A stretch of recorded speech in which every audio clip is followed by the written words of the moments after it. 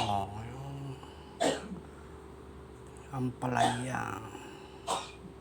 Nagsitubo na ampalaya sa ano. Ayun. Oh, ano yan. Pipino, ayun. Pwede na siyang itanim.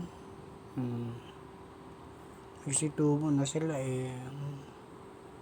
Asan pa ba yung iba? Yun oh.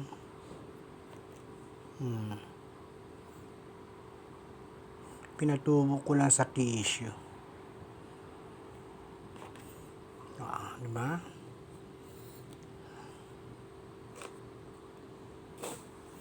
Takpan ko ulit siya.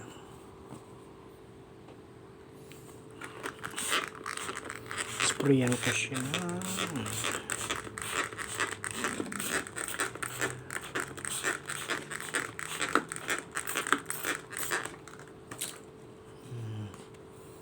Pinatubo ko lang sa tissue.